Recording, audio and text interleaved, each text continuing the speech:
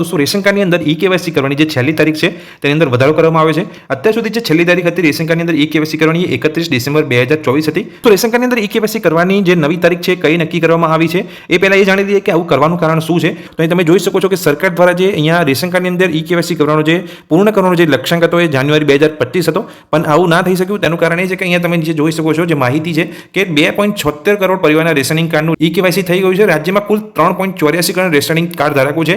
તો 2.76 કરોડ અત્યાર સુધીમાં રેશનિંગ કાર્ડની અંદર ઈ-કેવાયસી થયું છે, પણ જે બીજા રેશનિંગ કાર્ડની ઈ-કેવાયસી હજુ પણ બાકી છે તેના કારણે પણ આ તારીખમાં વધારો કરવામાં આવે છે।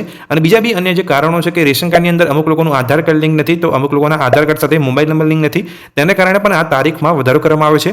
હવે વાત કરીએ કે નવી કઈ તારીખ નક્કી કરવામાં આવી છે જ્યાં તમે રેશન કાર્ડની અંદર ઈ-કેવાયસી કરી શકશો। તો જેવું તમે અહીંયા ચેક કરવા માટે ગૂગલમાં આવશો કે નવી કઈ તારીખ નક્કી કરવામાં આવી છે રેશન કાર્ડની અંદર ઈ-કેવાયસી કરવા માટે, તો જેવું તમે રેશન કાર્ડ ઈ-કેવાયસી લાસ્ટ ડેટ લખશો તો અહીં તમે જોઈ શકો છો પહેલી જ તમને અહીંયા માહિતી જોવા મળી જશે કે પહેલા જે તારીખ હતી એ 31 ડિસેમ્બર 2024 હતી અને જે નવી તારીખ નક્કી કરવામાં આવી છે એ ફેબ્રુઆરી 2025 છે।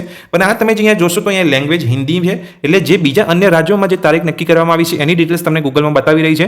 અત્યારે ગુજરાતની અંદર કોઈ ઓફિશિયલ ન્યૂઝ હજુ આવ્યા નથી, પણ ગુજરાત સિવાય બીજા અન્ય રાજ્યોની અંદર આ તારીખમાં વધારો કરી દેવામાં આવ્યો છે। એટલે પૂરેપૂરી સંભાવના છે કે ગુજરાતમાં પણ આ તારીખમાં વધારો કરી દેવામાં આવશે, એટલે તમે ફેબ્રુઆરી 2025 સુધી રેશન કાર્ડની અંદર ઈ-કેવાયસી કરી શકશો।